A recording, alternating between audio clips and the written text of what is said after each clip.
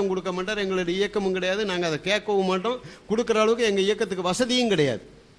அப்போது இப்போ நீங்களாவது என்ன பண்ணுவீங்க? மார்க்கத்தை ஏன் ஏற்றுக்கிறீங்க? அடுத்த ஜென்மத்தில் நமக்கு சொர்க்கம் கிடைக்கும், புண்ணியம் கிடைக்குன்னு. நாங்கள் சொர்க்கமும் கிடையாது நரகமும் கிடையாதுன்னு சொல்கிற ஆளுங்க. சொர்க்கம் நரகம்லாம் ஒன்றும் கிடையவே கிடையாது. இந்த பிறவியில் நீங்கள் அந்த மக்களுக்கு என்ன நன்மை பண்ணுறீங்களோ அதுதான் உண்மையே தவிர அடுத்த ஜென்மத்தில் சொர்க்கம் கிடைக்கும் நரகம் கிடைக்குன்னு ஏமாற்றி சாப்பிட்றவன் பார்ப்பான். இந்த புஸ்தகத்தை பார்த்தீங்கன்னா கருட புராணம்னு ஒரு புஸ்தகம். செத்ததுக்கப்புறம் உங்களுக்கு என்னென்ன நன்மை கிடைக்கும் என்னென்ன தீமை கிடைக்குன்னு இது முழுக்க போட்டிருக்கான். பாப்பானுக்கு என்னென்ன தானம் கொடுத்தால் என்னென்ன உங்களுக்கு நன்மை கிடைக்கும், கொடுக்கலன்னா உங்களை எப்படி நெருப்பில் போட்டு வதைப்பான், எண்ணெயில் போட்டு வறுப்பான்னு இந்த புத்தகமுள்ள இருக்குது. இது அவனுங்க வேலை, போக்கிரித்தனம். அடுத்த ஜென்மத்தில் நீ நல்லா இருப்ப, அடுத்த ஜென்மத்தில் நீ நல்லா இருப்பேன்னா அவன் இந்த ஜென்மத்தில் நல்லா தின்னு கொளுத்துக்கிட்டு இருக்கான். எங்கள் வீட்டுக்கு வந்தால் நெய்யை தூக்கி நெருப்பில் விடுறான், அவங்க வீட்டுக்கு போனால் நெய்யை தூக்கி பருப்பில் விடுறான். அது சமாச்சாரம் வேறு, கண்ணால் பார்க்குறோம். நீங்கள் பார்த்துருக்கிறதுக்கு வாய்ப்பு கிடையாது. யாராவது இந்துக்கள் பழக்கிறதா நீங்கள் பார்த்துருப்பீங்க. இது மூடத்தனம்னு தான் சொல்கிறோம். அப்போ இந்த பூணூலாக இருக்கிறதுக்கு அதுதான் காரணமே தவிர இது நல்லவன் கெட்டவனை அழிப்பது தான் அன்பா. அந்த கெட்டவனையும் இறைவன் தான் படைத்திருக்கிறார். அந்த கெட்டவனை அந்த இறைவன் தன்னுடைய திறமையினால் ஏன் நல்லவர்களாக மாற்ற முடியாது? நான் முன்னாடியே சொன்னேன், அழிக்கிறதுங்கிறது அவனுக்கு பின்னாடி உள்ள சந்ததியருக்கு கொடுக்குற தண்டனை. அவனை வச்சே திருத்தணும், அதுதான் அவனுக்கு கொடுக்குற தண்டனை. ஒருத்தனை அழிச்சிட்டனாக்கா அது தண்டனையாக சொல்ல முடியாது. இது ஒரு கடவுள் செய்யலாமா? சாதாரண மனிதர்கள் நீங்களும் நானும் செய்யலாம். நீங்கள் என்னை அடிக்க வரீங்க, என்கிட்ட கத்தியோ துப்பாக்கி இருக்குது, நான் உங்களை சுட்டுருவேன். இல்லைன்னா அந்த ஆயுதம் உங்கள்கிட்ட இருக்குது, நீங்கள் என்னை சுட்டுருவீங்க. இது நம்ம ஒரு சாதாரண ஒரு அல்ப ஜென்மத்தில் பிறந்த மக்கள்னு மதம் எல்லாமே சொல்லுது. ஆனால் நமக்கு மேல் சக்தி உள்ளவன், அன்பானவன், அருளானவன் அழிக்கலாமான்னு தான் கேட்டேன். அதுக்கு தயவுசெய்து நீங்கள் பதில் சொல்லுங்கள். அதுக்கு தான் சொல்கிறோம். நாங்கள் பிரதிபலனை இதுலேருந்து எதிர்பார்க்கல. இப்போ பெரியாருக்கு நாங்கள் தொண்டு செஞ்சால் பெரியார் எங்களை சொர்க்கத்துக்கு அனுப்புறதுக்காக நாங்கள் அதை பேசவே வரல. மக்களுக்கு நல்ல சிந்தனை வேணும், என்னான்னு உண்மையை புரிஞ்சுக்கணும். இப்போ இல்லைன்னு சொல்கிற நாங்களும் வாழ்ந்து கொண்டு தான் இருக்கோம், இருக்குன்னு சொல்கிற நீங்களும் வாழ்ந்து கொண்டு தான் இருக்கீங்க. உங்களுக்கும் இன்ப துன்பம் பிரச்சனைகள், சீக்கு, ஆஸ்பத்திரி, மருந்து, மாத்திரை எல்லாம் இருக்குது. எங்களுக்கும் அதே மாதிரி தான் இருக்குது. ஆனால் உங்களுக்கு மனசில் குறைபாடு இருக்குது. அல்லாஹ் காப்பாற்றல, கை விட்டான், ராமன் அவன் நம்பியே ஏமாந்தேன்னா, எங்களுக்கு அதெல்லாம் ஒன்றுமே கிடையாது. ஏதாவது எங்கள் வாழ்க்கையில் ஒரு தவறு நாங்கள் செஞ்சுருந்தால் அதனால் கீழே போவோம். இப்போ நாங்கள் நல்லா வாழறோம்னு சொன்னால் அது எங்களுடைய உழைப்பு, எங்களுடைய திறமை. அதே மாதிரி தான் உங்களுக்கும். நீங்கள் இன்றைக்கி வாழ்க்கையில் உயர்ந்திருக்கீங்கன்னா கண்டிப்பாக அது உங்களுடைய உழைப்பு தானே தவிர உங்களை அல்லாவோ இல்லைன்னா நீங்கள் ஏற்றுக்கிட்ட மற்ற கடவுளோட சக்தியே கிடையாது. கடவுள் சக்தின்னு சொன்னால் எல்லாருமே சமமாக, எல்லாருமே வளமான வாழ்க்கை, எல்லாருமே அமைதியான வாழ்க்கை, எல்லாருக்குமே நாட்டில் இருந்ததுன்னா இது கடவுள் செயல்தான் ஏற்றுக்கிறதுல எங்களுக்கு எந்தவித ஒரு குறைபாடும் கிடையாது. ஆனால் ஒரு தெருவில் அது மாதிரி இருக்கோமா? ஒரு குடும்பத்தில் ஒரு அண்ணனுக்கு என்ன வருமானம், தம்பிக்கு என்ன வருமானம், சிந்தனை பண்ணி பாருங்கள். இதுக்கு என்ன காரணம்? கல்யாணம் ஆனோன்னு எல்லாம் பிரிஞ்சு போகிறவங்க எத்தனை பேர் இருக்காங்க? ஒத்துமையாக இருக்கிறவங்க கம்மி இருக்கலாம். அதனால இந்த குரானில் அது சொல்லியிருக்கு, இது சொல்லி அந்த இதுலேயும் தான் நிறையா சொல்லியிருக்கு, ராமாயணத்தில் நிறையா சொல்லியிருக்கு. இன்றைக்கி ஐயா சொன்னாங்க இதுக்கு கீழே ஆழமாக போக முடியுமான்னாங்க. நாளைக்கு போக மாட்டாங்கங்கிறதுக்கு என்னங்க நிச்சயம்? நம்ம யாராவது நினச்சோமா இந்த மாதிரி உலகத்தை பைக்குள்ளே வச்சுக்கிட்டு சுற்றுவோன்னு 20 வருஷம் முன்னாடி யாராவது சிந்தனை பண்ணி பார்த்தோமா? ஃபோனுக்கு போய் சுற்றிக்கிட்டு இருக்கணும், 10 கிலோமீட்டருக்கு கால் புக் பண்ணிவிட்டு உட்காந்துருக்கணும், 180க்கு பண்ணிவிட்டு கால் என்னாச்சுன்னு கேட்கணும். கும்பகோணத்துலேருந்து பாபநாசத்துக்கு 6 கிலோமீட்டர் கால் புக் பண்ணி பேசணும். இன்றைக்கி அந்த நிலையாக இருக்கிறோம். இங்கேருந்து அமுத்தினா அமெரிக்கா பேசுது. இதெல்லாம் யார் கண்டுபிடிச்சா? மனிதர் கண்டுபிடிச்சானா, கடவுள் கண்டுபிடிச்சானா? அது மாதிரி இந்த பூமிக்கு அடியில் போக அவசியம் இருந்தால் கண்டிப்பாக அதை ஆராய்ச்சி பண்ணுவாங்க. இப்போ அங்கே தங்கம் இருக்குன்னு போயிட்டுருக்காங்க, இருக்கிற வரைக்கும் போவாங்க. தங்கம் 10 கிலோமீட்டர் தான் அதுக்கான ஏற்பாடு பண்ணி போவாங்க. இப்போ நிலாவுக்கு என்ன அப்படியே ராக்கெட்டில் ஏரோப்ளேனில் போகிற மாதிரி போகிறான், பாதுகாப்போடு போகிறாங்க. அன்புள்ள சகோதரர்களே, அதாவது கெட்டவனை தண்டிக்கிறது அளவற்ற அருளுக்கு எதிரா அப்படிங்கிறது தான் ஒரு கேள்வி கேட்டோம். அவர் இன்னொரு கேள்வியே கேட்குறாரு, அப்போ ஏன் கெட்டவன்லாம் இருக்கிறாங்கிறது 2 கேள்வி ஒரு முதல் கேட்டிருக்கிறாரு. அதில் ஒன்றுக்கு சொல்லியிருக்கமே தவிர திசை திருப்பி போல, இதுவும் கேட்ட கேள்வி தான். நீங்கள் அவர் என்ன சொல்கிறாருன்னா, ஒருத்தனை இதை அழிக்கிறது அவனுக்கு தண்டனையா, குடும்பத்துக்கு தண்டனையா, வாரிசு தண்டனையாண்டு மரண தண்டனையுடைய கான்செப்டில் அவர் வர்றாரு.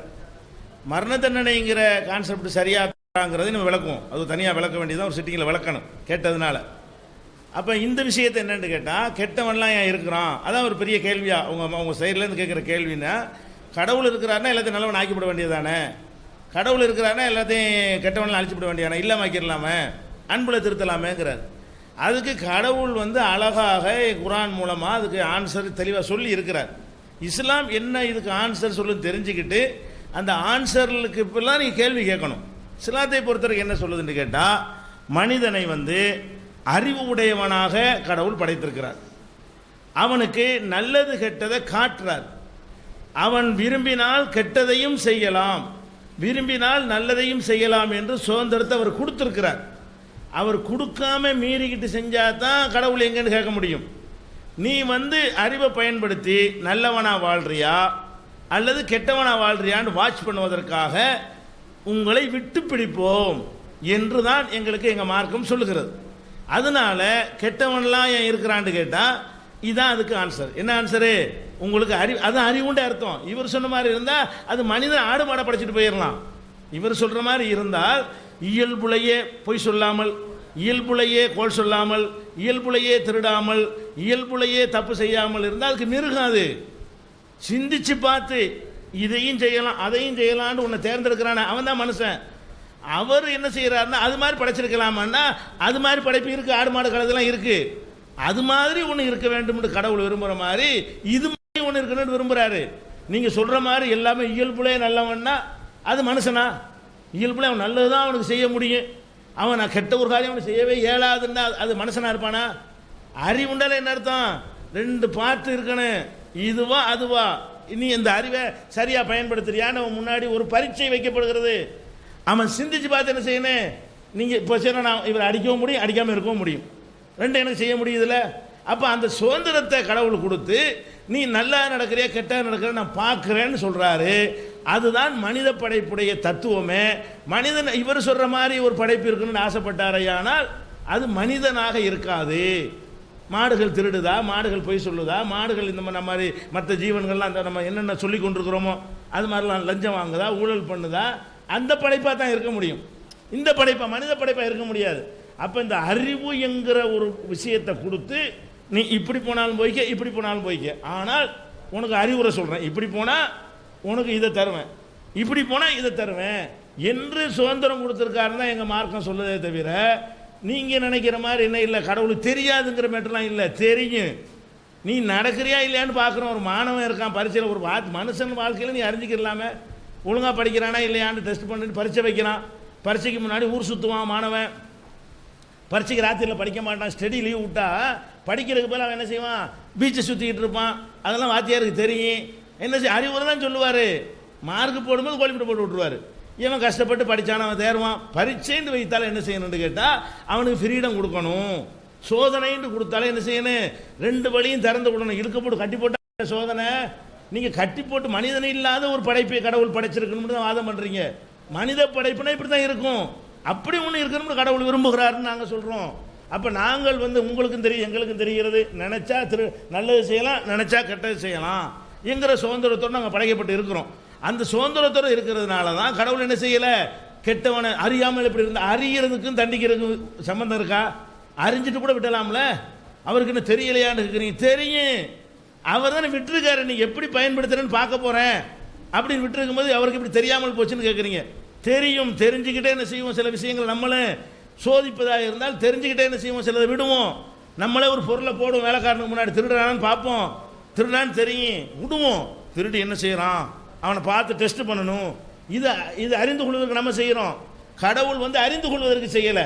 உங்களுக்கு ஒரு பரிசு தருவதாக இருந்தால் இந்த பரீட்சையில் தேர்கிறீர்களான்னு பார்க்குறான்னு ஒரு ஆன்சர் எங்களுக்கு இஸ்லாம் சொல்லுகிறது.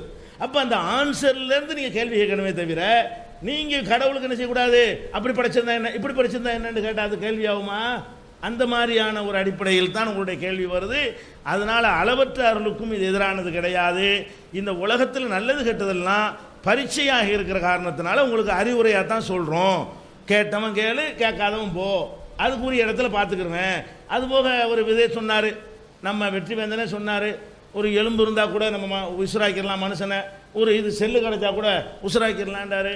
நம்மளே உசுராக்கிடலாங்க, படைச்சவன் ரெண்டாவது உசுராக்க மாட்டானா? அப்போ அந்த மாதிரி படைச்சவன் வந்து விட்டது என்றால் இதெல்லாம் ஒரு கான்செப்டே கிடையாது. அதுக்கு தான் நாங்கள் படைச்சவனை அறிவியல் பூர்வமாக நேற்று விஷயத்தை பூரா உல்ட்டா பண்ணுறாரு. நேற்று நாம தான் நிறுவி இருக்கிறோம் அறிவியல் பூர்வமாக, நீங்கள் தான் அறிவியலை மறுத்தீங்க. அறிவியல் பூர்வமாக நிறுவனது யாரு? இவ்வளவு விதிகளுக்கும் இதெல்லாம் இப்படி தன்னால் உண்டா இருக்கும், சூனியத்தில் இப்படி வரும். அப்போ ஏதோ ஒரு சூப்பர் பவர் இருந்தால் இவ்வளவு செஞ்சுருக்குன்னு சொன்னோம், அதான் அறிவியல். அப்புறம் டாக்டர் போன விஷயமாகவும் சொல்கிறார், தப்பான தகவல் சொல்கிறாரு.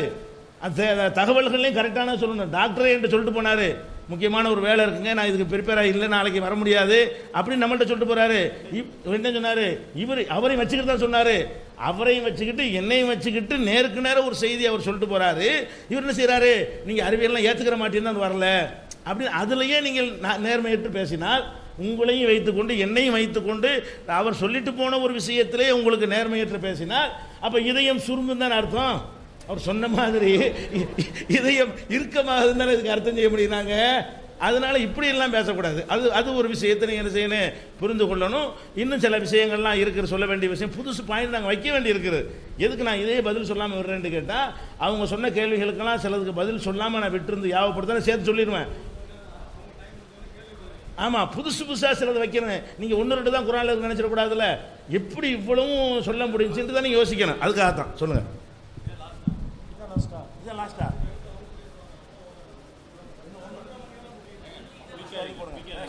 அதாவது சகோதரர்களே, நாம் திருக்குர்ஆனை இறைவனுடைய வேத நூல் என்று நிரூபிப்பதற்காக எந்த அறிவியல் உண்மைகளை எடுத்து வைத்தாலும் நமது நண்பர் வெற்றிவேந்தன் அவர்கள் அங்கே அமர்ந்து கொண்டு எல்லாம் அந்த காலத்திலேயே எல்லாருக்கும் தெரியும், அதைத்தான் ரசூலுல்லாஹ் சொல்லியிருக்கிறாரு அப்படின்னு சொல்லிட்டு இருக்கிறாரு. அதுக்கு ஒரு உதாரணம் வானம் விரிந்து கொண்டிருக்கிறது என்ற உண்மை குர்ஆனில் எப்படி வந்தது என்று கேட்டபொழுதும் அவர் அதைத்தான் சொன்னார். இப்போ அது சொன்னாருன்னு நீங்கள் சொன்னால், இது கேட்குறவங்க கொஞ்சமாவது சயின்டிஃபிக் நாலேஜ் இருக்கிறவங்களா இருந்தால் எள்ளி நகைப்பாங்க. காரணம் என்னென்னா, இந்த ஃபேக்ட் கண்டுபிடிக்கணும்னா முதல்ல டெலஸ்கோப் கண்டுபிடிக்கணும். டெலஸ்கோப்பு ரசூலுல்லாஹ் காலத்தில் இருக்குது, அது கலீலியோ கண்டுபிடிக்கல, முகமது நபி தான் கண்டுபிடிச்சாருன்னு சொல்ல வர்றீங்களா? ஒன்று. ரெண்டாவது, டெலஸ்கோப் மட்டும் இருந்தால் போதாது, ஸ்பெக்ட்ராஸ்கோப் நிறத்தை பிரிக்கின்ற ஒரு கருவி, அது நிறங்களை பிரிக்கின்ற ஒரு கருவி, ஸ்பெக்ட்ராஸ்கோப் கண்டுபிடித்திருக்க வேண்டும். அதுவும் போதாது, அதுக்கு பிறகு டாப்ளர் என்பவர் இந்த டாப்ளர் எஃபெக்ட் என்ற ஒரு விதியையும் கண்டுபிடித்திருக்க வேண்டும். அதுக்கு முன்னாடி நியூட்டன் வானவெளியில் இருக்கக்கூடிய கிரகங்களில் சஞ்சாரத்துக்குரிய விதியையும் கண்டுபிடித்திருக்க வேண்டும். இப்போ இதெல்லாம் ரசூலுல்லாஹ்வே சொன்னார் அப்படின்னா, முஹம்மது நபியே சொன்னார் அப்படின்னா, நியூட்டனுக்குள்ள கிரெடிட்டு முகமது நபிக்கு கொடுக்குறீங்களா? கலீலியோவுக்குள்ள கிரெடிட்டு முகமது நபிக்கு கொடுக்குறீங்களா? அல்லது டாப்ளருக்குள்ள கிரெடிட்டு முகமது நபிக்கு கொடுக்குறீங்களா?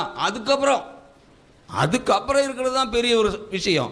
உலகம் பூராமே எல்லா விஞ்ஞானிகளும் நம்ம வெற்றிவேந்தன் அவர்களை தவிர உலகத்தில் இருக்கக்கூடிய அனைத்து விஞ்ஞானிகளும் யூனிவர்ஸ் ஸ்டாட்டிக் அப்படின்னு நம்பிக்கிட்டு இருந்தாங்க. அது ஒரே மாதிரி இருக்குது, அது மாறா நிலையில் இருக்கு அப்படின்னு நம்பிட்டு இருந்தாங்க. யாரு? ஐன்ஸ்டீன் நம்பிட்டு இருந்தாரு. விஞ்ஞானிகள்லேயே மிகப்பெரிய விஞ்ஞானிகள் ரெண்டு பேர், ஒன்று நியூட்டன், ஒன்று ஐன்ஸ்டீன். இந்த ரெண்டு பேருமே நம்பிக்கிட்டு இருந்தாங்க உலகம் ஸ்டாட்டிக் அப்படின்னு. அப்பதான் ஹப்பிள் என்ற விஞ்ஞானி தொலைநோக்கியை வைத்துக்கொண்டு வானத்தை தீவிரமாக ஆராய்ந்து ஸ்பெக்ட்ராஸ்கோப் வழியாக அதனுடைய அங்கிருந்து வரக்கூடிய ரேஸை அனலைசைஸ் பண்ணி பார்க்கும்போது நிச்சயமாக அந்த டாப்ளர் விதியை பொருத்தி இந்த பிரபஞ்சம் ஒரே மாதிரி இல்லை, அது விரிஞ்சுக்கிட்டே இருக்கு அப்படின்னு சொல்லி போட்டு சொன்னார். இது உண்மையிலேயே அறிவியல் உலகத்திலேயே மிகப்பெரிய ஒரு கண்டுபிடிப்பு அப்படின்னு சொல்றது யாரு? ஹாக்கிங் சொல்றாரு பாருங்க. அவருடைய புத்தகத்திலிருந்து வாசிக்கிறேன்.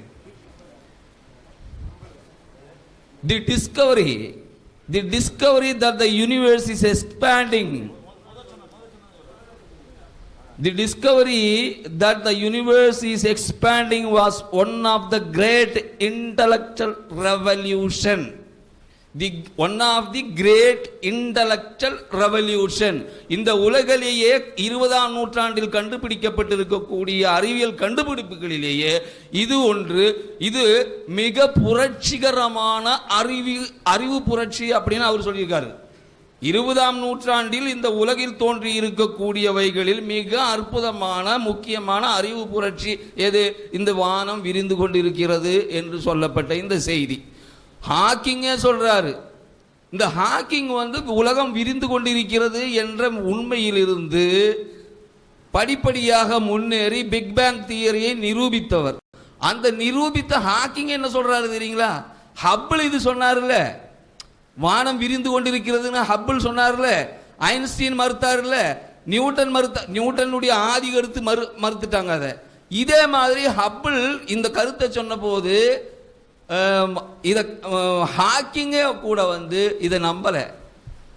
அதெல்லாம் இருக்காது. ரெட் ஷிஃப்ட் காட்டுறதுக்கு வேற ரீசன் இருக்கு. ஏன்னாக்கா ரேஸ் அங்கே ஆகாயத்திலிருந்து பூமிக்கு வரும்போது வீக் ஆகுது, அதனால தான் ரெட் ஷிஃப்ட் காட்டுது அப்படின்னு தப்பா விளங்கி இருந்தாரு. பேபி யூனிவர்ஸ் மற்றொரு புஸ்தகத்தில் இதே விஷயத்தை அவர் சொல்றாரு.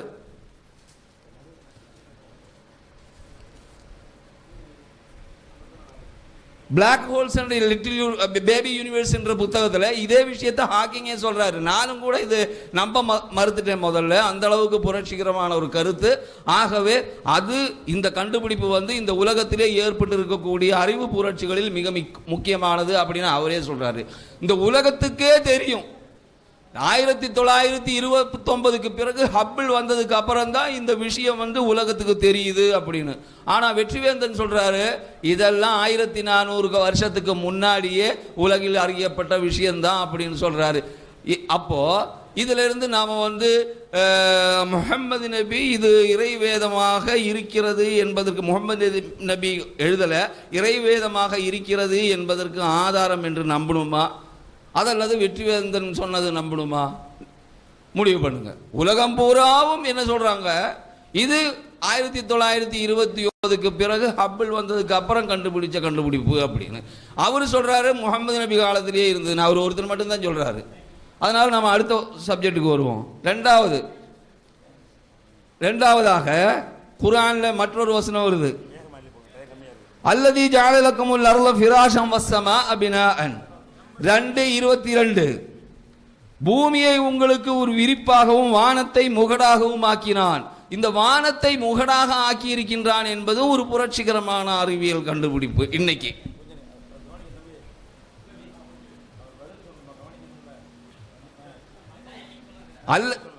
அல்லதி ஜஅல லக்குமுல் அர்த ஃபிராஷன் வஸ்ஸமாஅ பினாஅன் 2:22 இரண்டாவது அத்தியாயம் 22வது வசனம். பூமியை உங்களுக்கு ஒரு விரிப்பாகவும் வானத்தை ஒரு முகடாகவும் ஆக்கினான் அப்படின்னு இறைவன் சொல்லி இருக்கிறான் அந்த வேதத்தில். இந்த வானத்தை ஒரு முகடாக ஆக்கி இருக்கிறான் அப்படின்னு சொல்றது மிக முக்கியமான ஒரு அறிவியல் கண்டுபிடிப்பு இன்னைக்கு. இது என்ன சொல்லுது அப்படின்னு கேட்டீங்கன்னாக்கா, குர்ஆன் இறங்கக்கூடிய காலத்தில் வானம் என்பது சூன்யம், அதுக்கு மேலே ஒன்றுமே இல்லை அப்படின்னு நினச்சிக்கிட்டு இருந்த ஒரு காலம். அந்த காலத்தில் வானம் இருக்குதுன்றது மட்டுமில்லை, பூமியை சூழ்ந்து இருக்கக்கூடிய வானம் வந்து பூமிக்கு கூரையாக முகடாக இருக்கிறது அப்படின்னு சொல்லணும்னா நிச்சயமாக இந்த பூமிக்கு ஏதோ ஆபத்து வருது, அதை தடுப்பதற்குண்டான ஒரு செட்டப் அங்கே இருக்கு அப்படின்னு முஹம்மது சொல்லணும்னா அவருக்கு அதை பற்றி தெரிஞ்சிருக்கிறதுக்கு வாய்ப்பு உண்டான்னு பார்க்கணும். அப்போ நீங்கள் கேட்பீங்க, அப்படி என்ன பூமிக்கு வந்து கூரை இல்லைன்னு இருந்திருந்தா ஆபத்து என்ன வரப்போகுது அப்படின்னு கேட்பீங்க. ரெண்டு விதத்தில் இருக்கக்கூடிய ஆபத்துகள் இருக்குது. ஒன்று விண்கற்கள் விழுகின்ற ஆபத்து, இன்னொன்று ரேடியேஷன் வருகின்ற ஆபத்து. இந்த பூமிக்கு ஒவ்வொரு நாளும் ஏராளமான விண்கற்கள் விழுந்து கொண்டிருக்கின்றன. நீங்க இந்த ஸ்கிரீன்ல பார்க்கலாம். தி மீட்டியர் ஷவர்னு சொல்லுவாங்க. மீட்டியர் ஷவர் இது வந்து பூமியில் விழுந்து கொண்டிருக்கக்கூடிய விண்கற்களின் படத்தை பார்க்கின்றீர்கள். மீட்டியர் ஷவர் என்று இதுக்கு சொல்லுவார்கள். இந்த கல் என்ன வேகத்தில் வருது தெரியுங்களா? இதில் வந்து சின்ன சின்ன மணல் துளியிலிருந்து கோலி அளவுக்கு, அதுக்கப்புறம் இன்னும் பெருசு அப்படியே மிக பாறை அளவுக்கு பெரிய பெரிய கற்கள் எல்லாம் இருக்கின்றன. இந்த கற்கள் பூமிக்கு 26 மைல் வேகத்தில் வருகிறது. இந்த 26 மைல் வேகத்தில் வரும்போது பூமியானது 18 கிலோமீட்டர் வேகத்தில் அதை நோக்கி செல்கிறது. கிட்டத்தட்ட 40 மைலுக்கு அதிகமான வேகத்தில் இது வருகின்ற காரணத்தால் இந்த கல் நம் மீது வந்து விழுந்தால் நிச்சயமாக நாம் சார்ந்திருக்கின்ற உலகமே தகர்ந்து போகக்கூடிய நிலை ஏற்படும். ஏன்னா அவ்வளவு ஃபோர்ஸ். ஆனா இந்த கல் இந்த பூமியில வந்து விழாம தடுக்கிறது எது அப்படின்னு கேட்டீங்கன்னா, இந்த பூமிக்கு மேல இருக்கிற அட்மாஸ்பியர் காற்று மண்டலம். இந்த காற்று மண்டலத்தில் அந்த கற்களாக விழும்போது அந்த காற்று மண்டலத்தில் ஏற்படுகின்ற உராய்வின் காரணமாக அது எரிக்கப்பட்டு சாம்பலாக மாற்றப்படுகிறது.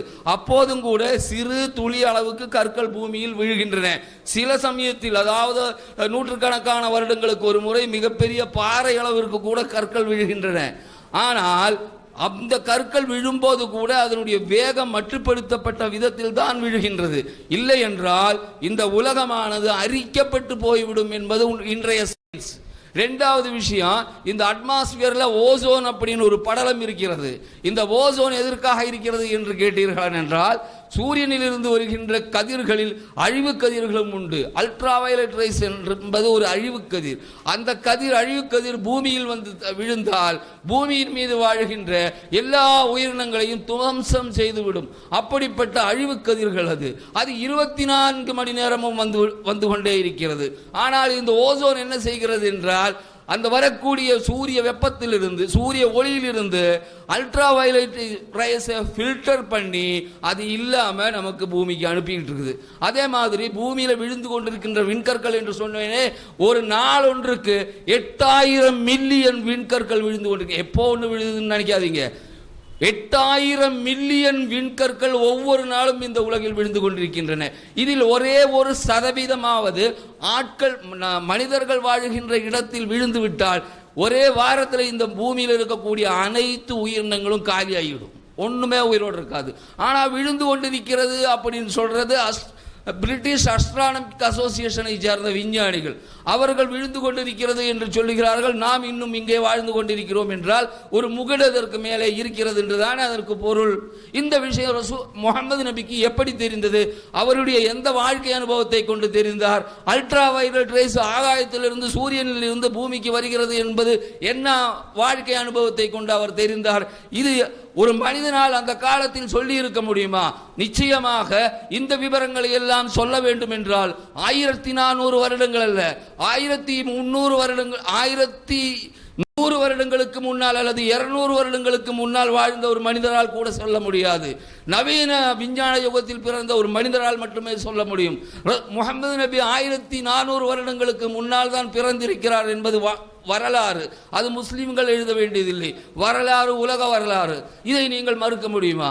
1400 வருடங்களுக்கு முன்னால் தான் முகமது நபி வந்திருக்கிறார் என்றால் நிச்சயமாக இந்த வார்த்தையை அவர் சொல்லி இருக்க முடியாது.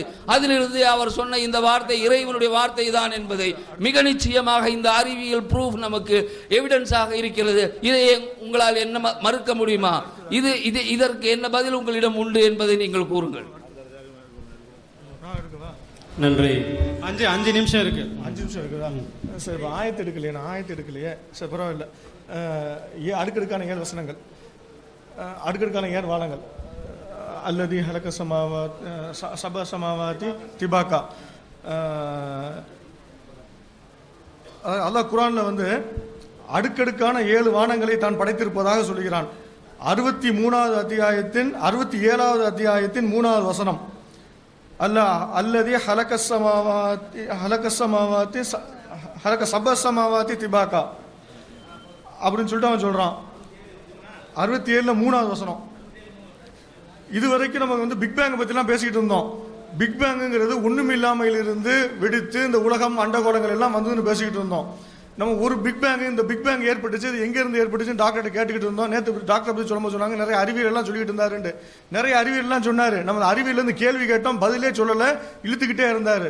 கடைசியில் அந்த அறிவியலுக்கு ஒரு முடிவை சொன்னார். எப்ப சொன்னார்னா, நேரடியா ஒரு கேள்வி கேட்டார்ல சகோதரர், கேட்ட உடனே அறிவியல் ஆய்வு செய்துக்கிட்டே இருக்கிறோம்னாரு. அதுக்கு என்ன அர்த்தம் நம்ம சகோதரர் சொன்னாரு, எங்கள்கிட்ட பதிலே இல்லைன்னு அர்த்தம். அது அவருடைய டாக்டருடைய பரிபாஷையில சொல்வதாக இருந்தால், அறிவியல் உண்மையெல்லாம் சொன்னார்ல, அதுக்கு பரிபாஷையில சொல்வதாக இருந்தால் ஆபரேஷன் சக்சஸ், பேஷண்ட் டெட், அதை அறிவியலை நிறைய எடுத்து சொன்னாரு, முடிவு தோல்வி. அதான் கடைசியா சொன்னது. இப்ப இங்க அல்லாஹ் வந்து அடுக்கடுக்கான 7 வானங்களை படைத்தா சொல்றான்.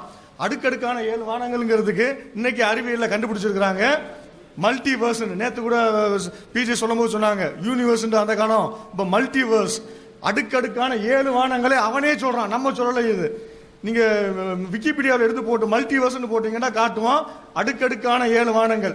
நம்ம வானங்கள் பூமி நம்ம இந்த யூனிவர்ஸை வந்து உருட்டை நினைச்சுக்கிட்டு இருக்கிறோம். உருட்டை இல்ல, பிளாட்னு சொல்லிட்டு புதுசாக கண்டுபிடிச்சிருக்கான். யூனிவர்ஸுடைய இந்த பிரபஞ்சத்துடைய வடிவம் வந்து பிளாட்னு கண்டுபிடிச்சிருக்கிறான். ஒவ்வொரு இதுக்கு மேல அடுக்கடுக்காக 7 பிரபஞ்சங்கள் இருக்குது. பிக் பேங்குங்கிறது ஒண்ணு இல்ல, பல பிக் பேங்குகள் ஏற்பட்டிருக்குன்னு இருக்கிறான். இதுக்கெல்லாம் ஆதாரமானங்கள் நிறைய இருக்குது. ஆனா அடுக்கடுக்கா நிறைய போட வேண்டியிருக்குங்கிறாங்க. நீங்க கேள்விகளாக கேட்டீங்கன்னா அதுக்கு நாங்கள் ஆதாரங்களை தர தயாராக இருக்கிறோம். நீங்கள் கூகுளில் போய் நீங்கள் சர்ச் பண்ணீங்கன்னா நிறைய கிடைக்கும் ஆதாரங்கள். உலகம் வந்து பிரபஞ்சம் வந்து தட்டை வடிவத்தில் இருக்குது. அடுக்கடுக்காக 7 வானங்கள் இருக்குது. திருக்குர்ஆனில் மற்றொரு ஆதாரம் நாம் பார்த்தோம் என்றால், திருக்குர்ஆன் கூறுகிறது, ஹுவல்லதி ஹலக்கல் லைல வன்னஹார வஷ்ஷம்ஸ வல் கமர குல்லும் ஃபி ஃபலக்கின் யஸ்பஹூன். 21:33வது வசனம். இதில் என்ன சொல்லப்படுகிறது? அல்லாஹ்வே இரவையும் பகலையும் சூரியனையும் சந்திரனையும் படைத்தான், ஒவ்வொன்றும் அதன் பாதையில் சென்று கொண்டிருக்கின்றன. இப்போ அழகா சொல்லுது, சூரியனையும் சந்திரனையும் இரவையும் பகலையும் அல்லாஹ் தான் படைத்தான், ஒவ்வொன்றும் அதன் பாதையில் சென்று கொண்டிருக்கின்றன. சூரியன் அதன் பாதையில் சென்று கொண்டிருக்கிறது என்ற அறிவியல் எப்பொழுது கண்டுபிடித்தார்கள்? கோபர்னிக்கஸ் வந்து சொல்லும் பொழுது சூரியன் சுற்றலைன்னாரு, கலிலியோ வந்து சொல்லும் பொழுது சூரியன் சுத்தலைன்னாரு, இன்னும் வில்லியம் ஹெர்ஷல் தான் வந்து இந்த உண்மையை கண்டுபிடிச்சு ஜனங்களுக்கு சொன்னார். அப்போ இந்த உண்மை 1400 வருடங்களுக்கு முன்னாடி ரசூலுல்லாஹ் முஹம்மது நபிக்கு எப்படி தெரிஞ்சது? இதுக்கு உங்களுடைய பதில் என்ன? இதை சொல்ல முடியுமா? அப்போ நிறையா சான்றுகள் உங்களுக்கு சொல்லி, தேனை பற்றி சொல்லியிருக்கிறோம், தேனியை பற்றி, அது மாதிரி பூமியின் ஆழத்துக்கு போகிறது, அதான் வானத்துக்கு போகிறது, விண்வெளியில் பிரயாணம் செய்யும்போது எதையும் சுருங்குறது, அதே மாதிரி வந்து வானத்தில் முகடாக இருக்குது, நிறைய ஒன்றுமே இல்லை, அது முகடாக உங்களை நிறைய விஷயங்களை தடுத்து கொண்டிருக்குன்னு குர்ஆன் சொல்லுகிறது. ஆனால் தடுத்து கொண்டிருக்கிறது, மேலே இருந்து வரக்கூடிய அல்ட்ரா வயலட் கதிர்களை, அங்கே இது எரிகற்களை எல்லாம் எரித்து சாம்பலாக்கி என்ன செய்து பூமியை காப்பாற்றி கொண்டிருக்கு. இந்த மாதிரியான அறிவியல் விஷயங்கள் எல்லாம் குர்ஆன் அடுக்கடுக்க அள்ளி போடுது. ஏதோ ஒன்றோ ரெண்டோ தற்செயலாக இருக்கிற அந்த மாதிரி இருக்குதா? ஒரு தேர்ந்த அறிவியல் மேதை பேசுகிற அளவுக்கு பொறுக்கி எடுத்த வார்த்தைகளால் சொல்லப்பட்டு இருக்கிறதா? இது எப்படி அன்றைக்கு வந்து முகமதுவால் சொல்ல முடியும்? அனுபவ அறிவை கொண்ட தலைப்பு என்ன தானே, அனுபவ அறிவை கொண்டு அவர் அறிந்து வைத்ததை எழுதி கடவுள் பேரால் சொன்னார். நீங்களே அப்படி என்ன 1400 வருஷத்துக்கு முந்தி இருந்த அனுபவ அறிவு, அந்த அனுபவ அறிவை கொண்டு இல்லைன்னு ஆகிவிட்டது என்று சொன்னால் அளப்பரிய ஆற்றலை கொண்டு தான் சொல்லியிருக்காரு, விளங்கணுமா இல்லையா? அப்ப இறைவன் இருக்கிறான் என்பதும் இதுல நிரூபணமாகுது. இது கடவுளுடைய வேதம் என்பதும் என்ன செய்கிறது? நிரூபணமாகிறது. அப்ப வேதம் தான் என்று நிரூபணமாகிவிட்டது என்று சொன்னால் அதுல உள்ள சட்டத்திட்டங்களுக்கெல்லாம் கொஸ்டினே பண்ண முடியாது, மிரட்டாது. அதெல்லாம் நான் அடுத்து சொல்றேன், கொஞ்சம் கொஞ்சம் படிக்கிறோம், நம்ம மக்களுக்கு சொல்லிக்கணும்ல. இப்போ நம்ம வந்து டைம் முடிஞ்சிட்டதுனால எங்களுக்கு கடைசி அமர்வு, அவங்களுக்கு ஒரு அமர்வு தான் முறைப்படி இருக்கிறது. அதனால நம்ம ஒரு டிஸ்க்கு தெரிகிற மாதிரி மாற்றிக்கிறோம். எப்படி வச்சுக்கலாம்? அதாவது இன்னொரு கால் மணி நேரம் எக்ஸ்டென்ஷன் பண்ணிக்கிறோம்.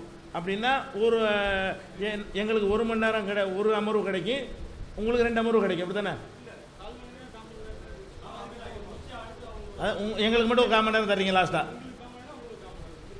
இப்போ வரிசையா. அப்போ இப்போ நீங்கள் 1/4 மணி நேரம் பேசுவீங்க, நாங்கள் அப்புறம் 1/4 மணி நேரம் முடிச்சிடுறது. அப்போ இவங்க அதுக்காக உங்களுக்கு நன்றி தெரிவிச்சுக்கிறோம். ஏன்னா எங்களுக்கு ஒரு கடைசியாக அந்த சொல்ல ஒரு வாய்ப்பு தர்றீங்க இல்லையா?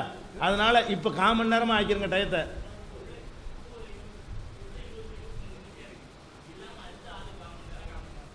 அப்படியா?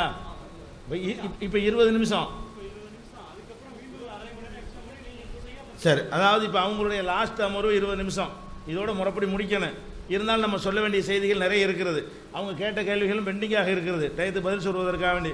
இன்னும் சொல்ல போனால் நாங்கள் கேட்ட கேள்விகள் தனியாக இருக்கு, நீங்கள் பதில் சொல்லலை. ஆனால் நீங்கள் கேட்ட கேள்விகள் எங்கள்கிட்ட பதில் இருக்குன்னு சொல்கிறோம். எங்களுக்கு கூடுதல் டைம் கொடுத்தா கூட இந்த மாதிரி கேட்டிங்கல்ல சில விஷயங்கள்லாம், அதுக்கெல்லாம் நாங்கள் பதில் எங்கள் பதில் நீங்கள் அறியணும்ல. தலாக்கை பற்றி கேட்டீங்க, அது மாதிரி வந்து பலதார மனத்தை பற்றி கேட்டிருக்கிறீங்க, அது மாதிரி உங்களுடைய கடவுளை நான் அவன் இவன் ஆம்பளைய சொல்கிறீங்க, அது மாதிரிலாம் நீங்கள் கேட்டிருக்கிறீங்க. அப்போ வந்து இதுக்கெல்லாம் என்ன செய்யணும்னா நாங்கள் வந்து ஒரு பதில் சொல்லணும். முடிஞ்சால் தாங்க, இல்லைன்னா அந்த 15 நிமிஷத்தில் நாங்கள் வேகமாக சொல்லி முடிச்சிடுறோம். சரியா? அப்போ சேர்த்து அவர் சொல்லிட்டு கடைசியாக நீங்கள் முடிச்சிடுறீங்களா? எப்படி இப்போ 35 நிமிஷமாக கொடுத்துட்டு அப்படி பண்ணிடலாமா? எப்படி? இல்லை அப்படி வேண்டாம், அப்படி வேண்டாம், அது சிறப்பாக இருக்காது.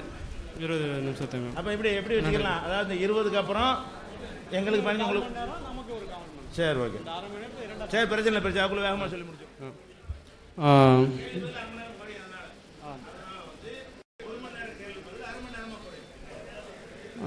மீண்டும் நன்றி தோழர்களே, நன்றி.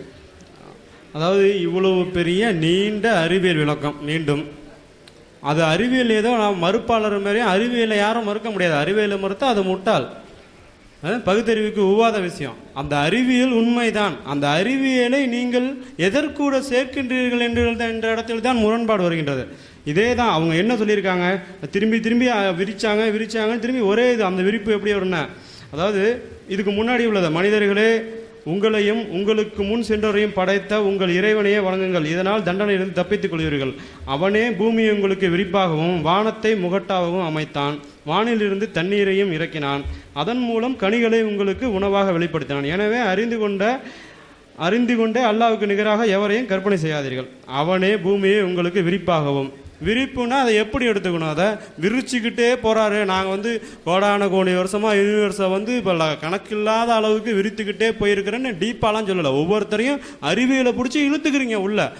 நீங்கள் உள்ளே போய் நீங்கள் ஏதோ 5000 கிலோமீட்டர் உள்ளே இருக்கிறத உள்ளே போயிட்டு வந்து நீ போக முடியாதுன்னு சொன்ன மாதிரி, உள்ளே போனால் 10 அடிக்கு ஆழத்தில் உள்ளே குதிச்சாலும் வெளில வர மாதிரி யோசிச்சுட்டு தான் உள்ளே குதிக்கும். நீ போக முடியாதுன்னு தெரியும். 5000 ஆழம்னா எப்படி உள்ளே போக முடியும்? நாளைக்கு போகலாங்கிற அறிவியல் வரலாம். அது ஒரு அறிவியல் பூர்வ வாதமாக இருந்தாலும் அவருக்கு தெரிஞ்ச விதத்தில் அவர் சொல்லியிருக்கிறார். அவ்வளோதான். விரிப்பாகவும் சொல்லும் போது இது நேரடியான அர்த்தத்தில் நீங்கள் வந்து பறிச்சுன்னா, விரிப்புன்னா நீங்கள் வந்து தட்டையான பூமியையும் நீங்கள் சொல்லியிருக்கலாம். தட்டையானது, அதாவது நீங்கள் வந்து உங்களுக்காக பூமி உருண்டையாக இருந்தாலும் மனிதர் வாழக்கூடிய அளவிற்கு தட்டையாகவும் இங்கே வந்து இருக்கப்படுகிறது அப்படின்னு நீங்கள் சொல்லலாம். விரிப்புன்னா அப்படி தான் நீங்கள் எடுத்துக்கணும். அதாவது வானத்தை முகட்டாகவும் அமைத்தான், வானிலிருந்து தண்ணீரை இறக்கினான். வானத்தை முகட்டாக வச்சு வானத்துலேருந்து தண்ணியை பிடிச்சாரு, அது மூலயமா தாவரத்தை படைச்சாரு. இதெல்லாம் சாதாரண இயற்கையாக பார்த்துட்டு சொல்கிற விஷயந்தான். எப்படி இருக்குது சுற்றி இருக்கிற சூழ்நிலை. நீங்கள் வந்து சாதாரணமாக ஒன்று பேசிக்கிட்டே இருக்கும்போது வழக்கு மொழியில் எதை பார்த்தீங்களோ அதே தான் சொர்க்கத்தில் குண்டான அடிக்க வைக்கப்பட்டிருக்கிறது, கோலைகள் அடிக்கப்பட்டிருக்குன்னா பார்த்த விஷயம். சொர்க்கத்தில் கோலையும் எதுக்குங்க போனோங்க? அதை விட சிறப்பாக ஒன்று செஞ்சுருக்கலாம். கிளாஸ் மெட்டலில் ஃபைபாலிக்கு ஒன்றுன்னு சொல்லியிருக்கலாம். இங்கே பார்த்த விஷயம் கோவலை அங்கே வருது. கண்ணழகிகள், அதாவது கைப்படாத கண்ணழகிகள் நாங்கள் படைத்திருக்கிறோம். சிறப்பாக தேவைப்படுது. சொர்க்கம்னு சொல்லிட்டு இருக்கீங்களே, எந்த வேலையும் செய்யாமல் அங்கே போய் சாப்பிட்டு தூங்குறதுக்கு ஒரு வேலையே வேண்டாம். செத்து போயிடலாம். செத்து போயிட்டு அங்கே போய் எதுக்கு போய் எந்த வேலையும் செய்யாமல் எல்லா வசதியும் கிடைக்கும். அதை அனுபவிச்சு எவ்வளோ நாள் உங்களால் இருக்க முடியும்? மற்ற இடத்துல மிகப்பெரிய வளர்ந்த நாடுகள்லாம் தற்கொலை அதிகமானதுக்கு காரணமே எல்லா சொகுசையும் குறுகிய காலத்தில் ப்ரௌன் சுகர், அபின்னு, பொண்ணு எல்லாத்தையும் அனுபவிச்சனால செய்கிறதுக்கு அடுத்து ஒன்றுனால தற்கொலை பண்ணிக்கிறான். இதே வேலையை திரும்பி அங்கே தான் போய் செஞ்சுக்கணும் சொர்க்கத்துக்கு போனாலும். சொர்க்கம்னு சொல்லிட்டு ஒன்று தவறான ஒரு நம்பிக்கையை நீங்கள் வளர்த்துக்கிட்டு இருக்கீங்க. அது அந்த வாதம் இல்லைனாலும் வேறு வழி இல்லாமல் வைக்க வேண்டியது இருக்குது. இப்போ இருக்கிற அதே வானமும் தான். அவனே பூமியை உங்களுக்கு விரிப்பாகவும் வானத்தை முகட்டாகவும் அமைத்தான், வானிலிருந்து தண்ணீரை இறக்கினான். இதெல்லாம் பார்த்த உடனே தெரிகிற விஷயம். இதில் என்ன ஆராய்ச்சி பண்ணுறதுக்கு இருக்குது? நேரடியாக பார்த்த உடனே வானத்திலிருந்து தண்ணீரை இறக்கிறான். இதுக்கு முன்னாடி நீங்கள் வந்து ஆக்சிஜனை நாங்கள் குளிர்வித்து ஒரு இடத்துல வேக்கமாக கிரியேட் பண்ணி அதிலிருந்து நாங்கள் உங்களுக்கு அறிவியல் ரீதியாக நாங்கள் மழையை பொழிகிறோம்னா உண்மையிலேயே அறிவியல் தான் அது. அந்த விஷயத்தில் வானத்திலேருந்து நீரை பொழிந்தான்னா அது அங்கே காட்டுவாசி காலத்துலேருந்து அப்படி தான் வானத்துலேருந்து தண்ணி தான் ஊற்றுது. அதான் மழைன்னு இப்போ சொல்லியிருக்கோம். அவ்வளோதான். அதே மாதிரி தான் விரிப்பாகன்னா அப்படி தான் எடுத்துக்கணும். விரிச்சுக்கிட்டே போயிருக்கான். யூனிவர்ஸ் விரிஞ்சுக்கிட்டே இருக்குது. அதில் மிகப்பெரிய விரிப்பு இருக்குது. நான் இன்னும் விரிச்சுக்கிட்டே இருக்கேன்னு நீங்கள் அறிவியலுக்கு அங்கே போயிடக்கூடாது. அறிவியலுக்கு சொல்கிற அளவுக்கு இதில் 4 வரியில் என்னத்தை சொல்லியிருக்காங்க அங்கே? நான் இதை படிக்கும்போது எனக்கு அப்படி தான் தோணுது. நீங்கள் ஒரு விஷயம், அதாவது இப்போதைக்கு இருக்கிற தீவிரவாதத்துக்கும் நம்ம தோழர்களுக்கும் சம்மந்தம் இல்லைனாலும் முஸ்லீம் இளைஞர்கள் தீவிரவாதத்துக்கு போகிறதுக்கு அதில் தவறான புரிதல்கள் ஒன்று இருக்குன்னா, இந்த மாதிரி மூடத்தனமான மனிதர்கள், அதாவது என்ன மாதிரி முட்டாள்கள் இருக்கக்கூடிய இந்த உலகத்தில் தெளிவாக சொல்லியிருக்கணும் இஸ்லாத்தில். ஏன் அதை தப்பாக புரிஞ்சுக்கணும்? தப்பாக புரிஞ்சுக்கிட்டு அப்போ மனுஷனோட குத்தம் சொல்லியிருக்கிறது நீங்கள் சரியாக சொல்லியிருக்கீங்களா? தப்பாக அதாவது மிக சரியாக முட்டாளாக இருந்தாலும் மிக சரியாக புரிந்து கொள்ளக்கூடிய அளவிற்கு அதில் விஷயங்களை நீங்கள் வச்சிருக்கணும். ஏன் தப்பாக புரிஞ்சுக்கணும்? நீங்கள் ஒரு இறை வேதத்தை தப்பாக புரிஞ்சுட்டு ஒருத்தன் சண்டை போடுறான்னு சொன்னால் அது யார் மேலே குத்தம்? சொல்லியிருக்க உங்கள் மேலே தான் குத்தம். ஏன் தப்பாக புரிஞ்சுக்கணும்? தப்பாக புரிஞ்சுக்க முடியாத அளவுக்கு ஒரு விஷயத்தை வைக்கணும். எல்லாம் உள்ள இறைவன் அப்படி வைக்கணும்.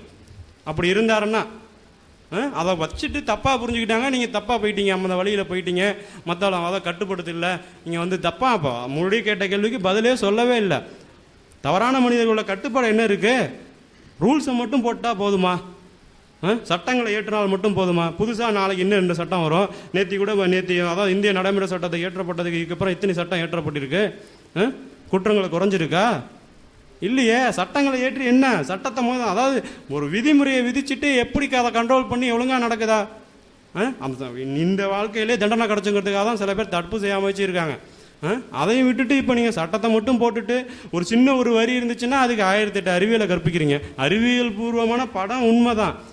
அதில் எங்கே வந்திருக்கு அந்த ஓசோன் படலமோ மற்ற சொல்லியிருக்க அறிவியலும்? அதில் எங்கே வந்திருக்கு? ஒரே ஒரு விரிப்புன்னு சொல்லிட்டா உடனே அதில் 1008 அறிவியல் வந்துருமா? எப்போ இந்த பிரம்மாஸ்திரம் மாதிரி நீங்கள் அப்புறமா அடுத்த இதுக்கு தான் போகணும். ஏன்னா இது வரைக்கும் அது சொல்லவே இல்லை. பிரம்மாஸ்திரம் மாதிரி அதாவது போயிட்டு திரும்பி வரும் ஆயுதம். அப்பயே அவன் ஸ்கட்டு வச்சுருந்தானா? இப்போ வந்து நாக்கு, பிருத்திவி இன்னும் நிறைய வந்துருச்சு. அதாவது ஒன்று நிற்கிற இடத்த தாக்கக்கூடிய ஏவுகணை, ஒன்று நகரக்கூடிய இதை வந்து தாக்கக்கூடியது, ஒன்று போயிட்டு வந்து கடைசி சமயத்தில் கூட திருப்பி கொண்டு வந்துடலாம். அப்போ அதெல்லாம் வந்து அப்போ முன்னாடியே இருந்துச்சா? ஒரே இதை விட்டாக்கா பிரம்மாஸ்திரம்னா கடைசியாக விடுவாங்க, அப்போ அழிச்சு திரும்பி வந்துடுமா? அப்போ முன்னாடியே இருந்துச்சா? அதெல்லாம் மிகப்பெரிய அறிவியல் முன்னாடியே இருந்ததா நீங்கள் ஒத்துக்கிறீங்களா? மகாபாரதத்தில் இருக்குது பிரம்மாஸ்திரம்னு ஒன்று சொல்லுவாங்க. கடைசியாக பிரம்மாஸ்திரம் சாதாரண வாதத்தில் கூட சொல்லுவாங்க. கரம்சே பிரம்மாஸ்திரம்னு ஒன்று வச்சுருக்கேன் அப்படின்னு. இது அப்படிலாம் நீங்கள் சும்மா அதுக்கு அறிவியல் நீங்கள் கற்பிச்சுக்கிறது தான். விதமாக வாதமாக வச்சுக்கலாம், அதுக்கப்புறம் திரும்பி அதிலே போயிட்டே இருக்கலாம். அறிவியல் இருக்குது அறிவியல் இருக்குன்னு. அறிவியல் பூர்வமாக என்ன இருக்குது அதை சொல்லணும். அதை எனக்கு நேராக சொல்லுங்கள், கண்டுபிடிக்கக்கூடாது. நீங்கள் புதுசாக நீங்கள் அதாவது மத ரீதியாகவே நீங்கள் வந்து முன்னாடியே சொல்கிறீங்க இதை இப்படித்தான் புரிந்து கொள்ள வேண்டும். நான் நீங்கள் அப்படி சொல்லவே கூடாது, பொதுவாக வைங்க. நான் புரிஞ்சுக்கிறேன்னா தப்பாக புரிஞ்சுக்கிறேன்னா ஏன் தப்பாக இருக்குது கேள்வி கேட்பேன். நீ ஏன் இப்படி தான் புரிஞ்சுக்கணும்? கடவுள் இருக்கிறாரு, நீ புரிஞ்சுக்கோ. கடவுள் சொல்லியிருக்காரு, கடவுள் சொல்லியிருக்காரு, நீ கடவுள் இருக்கிறான்னு நினச்சிக்கிட்டே படி. அப்போ எல்லாம் சொல்லியிருக்கலாம் கரெக்டு தான். எனக்கு கடவுள் இல்லைங்க, நான் அப்போ படிக்கும்போது தப்பாக படுதில்லை எனக்கு. அதுக்கு பதில் சொல்லுங்கள். அதை விட்டுட்டு திரும்பி தொடர்ந்து அப்படியே சொல்லிடக்கூடாது. அப்புறம் இன்னும் கொஞ்சம் நேரம் குறுகிய கால நேரம் தான் இருக்கிறதுனால இன்னொன்று இந்த பெண்ணடிமைங்கிறது அதில் ஒன்று வச்சுருந்தோம்.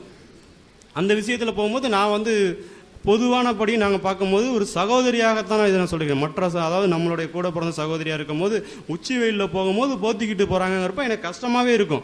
அதாவது எப்படின்னா ஒரு தப்பு செஞ்சுட்டு தண்டனை கொடுத்த மாதிரி தான் எனக்கு தெரியுது. அதை போத்திட்டு இருக்கும்போது எனக்கு வந்து ஒரு பெண் இருந்ததுன்னா, அதாவது எனக்கு ஒரே பொண்ணு இருக்குங்க.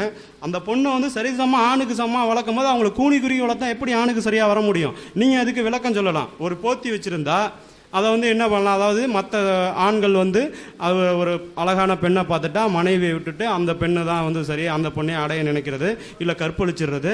ஒரு ஆண் வந்து ஒரு ஆடை குறைச்சா அவனுக்கு எந்த விதமான இதுவும் ஏற்பட போகிறதில்ல. பெண்ணு வந்து ஆடை குறைப்பு இருந்தாலும் அவங்கள போய் கற்பழிச்சிருவாங்க. கற்பழிச்சுட்டு அதுக்கான பாதிப்பு பெண்ணு ஆடை குறைச்சதுனால பாதிப்பு அவங்கள தான் போய் சேரும் அப்படின்னு சொல்லி நீங்கள் ஒரு நீண்ட விளக்கம் சொல்லலாம். சரி, சமுதாயத்தில் அப்படி அதாவது இங்கே 100% இருக்கிற மக்கள் தொகையில் 90% மற்ற மதத்தினர் இருக்கிறாங்க.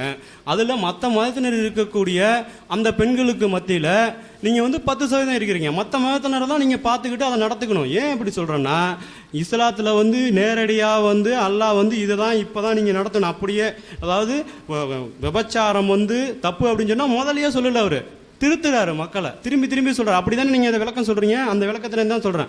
திருப்புறாரு, கொஞ்சம் கொஞ்சமாக சொல்கிறாரு.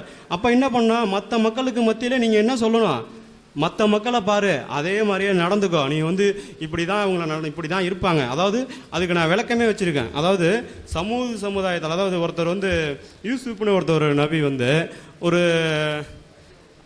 ஒருத்தர் வந்து அவரை விலைக்கு வாங்கிட்டாரு. அவங்களோட மனைவி வந்து அவங்க மேலே ஆசைப்பட்டாங்க அப்படின்னு சொல்லியும் அவர் வந்து திரும்பி அந்த பெண்ணை போய் அதாவது எல்லாரும் வந்து அவர் அவமானப்படுத்துறதுக்கு ஒரு திட்டம் போட்டதாகவும் திரும்பி அவங்களுக்கு வச்சு அவருக்கு அழகாக ஜோடிச்சு வச்சுட்டு மற்றவங்க வந்து ஒரு பழத்தை இருக்கும் போது அந்த அவரோட அழகில் மயங்கி கையை அறுத்துக்கிட்டாங்க அப்படின்னு சொல்லி அவரோட அழகில் மயங்கிட்டாங்க. இவரும் மயங்கினாரு, ஆனால் வந்து அந்த மயக்கத்தில் விழாத அளவுக்கு நான் கட்டுப்படுத்திட்டேன்னு சொல்லி அதிகாரம் இருக்குது. அதை கேட்டால் நம்ம திரும்பி சொல்லுவோம். அந்த அதிகாரம் சொல்லியிருக்காங்க. அதாவது அந்த மயக்கத்தில் விழாத அளவுக்கு அவரை கட்டுப்படுத்தினேன்னு சொல்லி தூதருக்கு வேணால் கட்டுப்பாடு. சரி, அந்த தூதரை நீங்கள் கட்டுப்படுத்துனீங்கல்ல, அப்போ தூதரை மட்டும்தான் கட்டுப்படுத்திங்களா? சக ஆண்களை வந்து இந்தமாரி பெண்களை மோகமாக நினைக்கக்கூடாது, அதில் கட்டுப்பாடோட இருங்கன்னு சொல்லி எல்லாரையும் கட்டுப்படுத்திட்டு பெண்களுக்கு சுதந்திரம் நீங்கள் கொடுக்கக்கூடாதா? ஏன் கொடுக்கக்கூடாது? நீங்கள் அவங்கள கட்டி போட்டே வச்சுருக்கீங்க. பெண்ணுக்கு சுதந்திரம் வந்து அதாவது ஒரு ஆண் வந்து 4 கல்யாணம் பண்ணிக்கலாம், பெண்ணுக்கு வந்து அப்படிலாம் பண்ணக்கூடாதுன்னு அதுக்கு என்ன விளக்கம் சொல்கிறீங்க? அதாவது ஒரு ஆண் வந்து ஒரு பெண்ணை திருமணம் செஞ்சுக்கிட்டாக்கா அவனுக்கு வர வாரிசு உரிமைக்கு அவன் வந்து அதாவது அந்த பெண்ணை பராமரிப்பு முழுசும் ஆணை எடுத்துக்கிறான், அந்த குழந்தைக்கு பராமரிப்பு ஆணை எடுத்துக்கிறான். அதுக்காக தான் அவன் வந்து ஒரு கல்யாணம் பண்ணிக்கணும். 4 கல்யாணம் வந்து ஒரு பெண்ணு பண்ணிக்கிட்டால் யாருக்கு குழந்தை பிறந்து தெரியாது, அந்த பராமரிப்பை ஒத்துக்க மாட்டான்னு நீங்கள் ஒரு விளக்கம் சொல்கிறீங்க.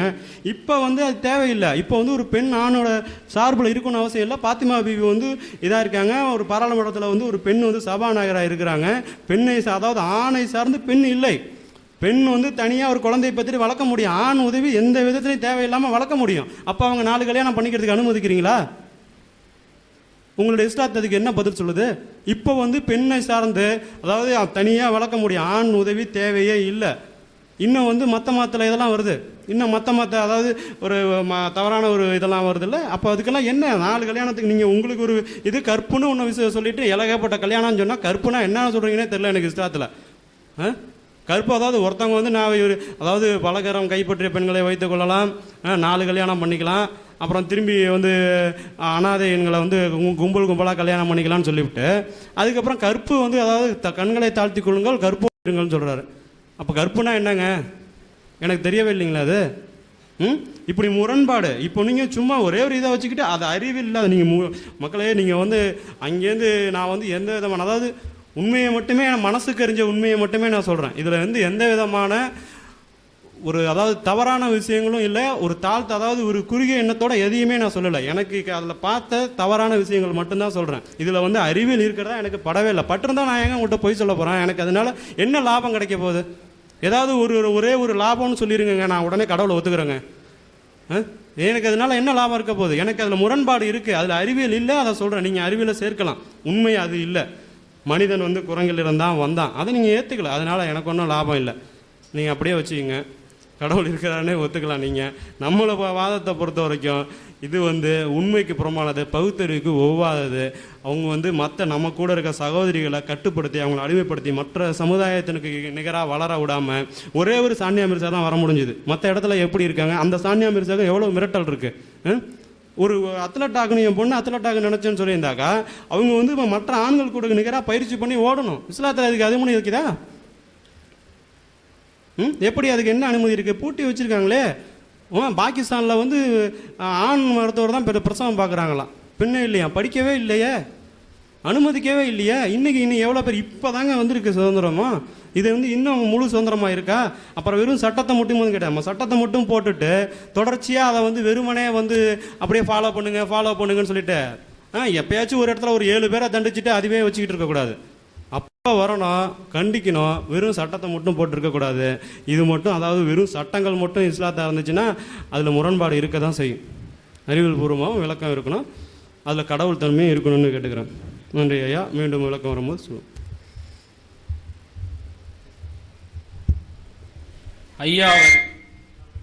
ஐயா அவர்கள் சொன்னார்கள் 1400 அறிவுபூர்வமான ஒரு சிந்தனை சொன்னார்கள். 1400 ஆண்டுகளுக்கு முன்பு நபிகள் சொல்லப்பட்ட ஒரு விஷயம், பூமிக்கு அடியில் குறிப்பிட்ட தூரம் வரைதான் செல்ல முடியும் என்று.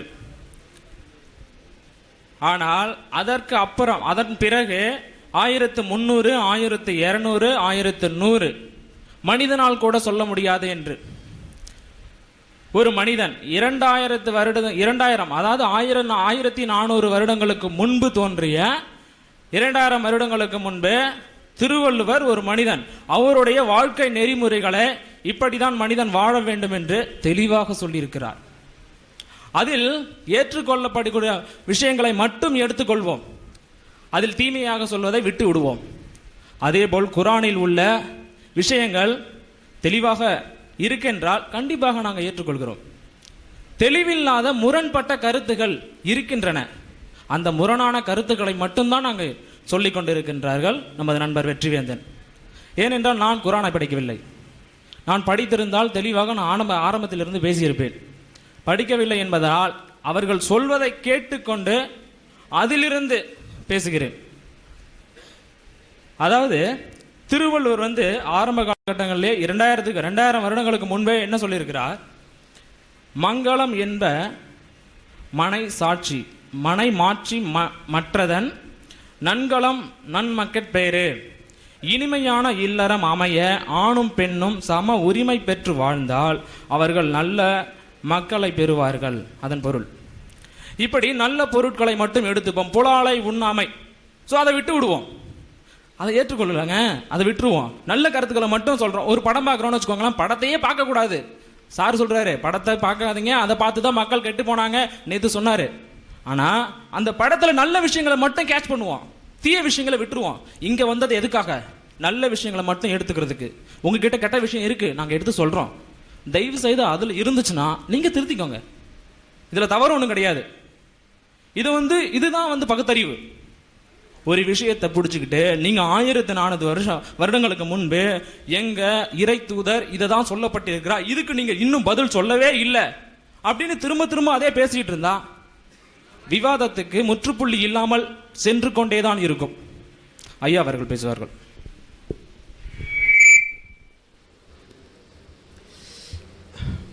எந்த மதமாக இருந்தாலும் சரி, சொன்னதையே தான் திருப்பி சொல்லுவாங்களே தவிர மற்றதை காதில் வாங்க மாட்டாங்க. இப்போ அறிவியலில் இவ்வளோ தூரம் இருக்குது அப்படின்னு ஆதாரத்தோட படத்தோட காமிச்சாங்க, அதை நாங்கள் மறுக்கலை. அது குரானில் மட்டும் கிடையாது. இந்த பார்த்தீங்கன்னா ஒரு புராணத்தில் விமானத்தில் மேலே போகிறதா கொண்டு போய் காமிச்சிருக்கான். விமானத்தில் இப்படி உங்களை தூக்கிட்டு போவாங்க, அது காரணம் கேட்டிங்கன்னா மூடத்தனம், அது வேறு சமாச்சாரம். இங்கே வந்து இப்போ இந்த கருமாதின்னு கொடுப்பாங்க இந்து மதத்தில். கருமாதி அன்னைக்கு அந்த பாப்பானுக்கு நீங்கள் ஒரு பல்லக்க தானமாக கொடுத்தா உங்களை வந்து விமானத்தில் கொண்டு போய் யமலோகத்தில் விட்டுருவான் அப்படின்னு இருக்குது. இது மூடத்தனம் தான். ஆனால் இதை வச்சுக்கிட்டு எங்கள் அறிவாளிக்கு வந்து அன்னைக்கே விமானத்தை கண்டுபிடிச்சிட்டான், இந்த பார் கர்ப்பபுணத்தில் நான் பேசினேன்னு சொன்னால் நான் ஒரு சுயநலவாதி.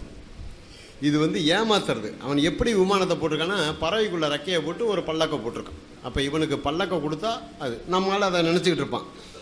யமலோகம் வந்து இங்கேருந்து 12,80,000 கிலோமீட்டர் இருக்குது. அங்கே இருக்கிற தூண்கள்லாம் தங்கத்தினால செய்யப்பட்டது, வைரத்தினால செய்யப்பட்டதுன்னு எழுதியிருக்கான்.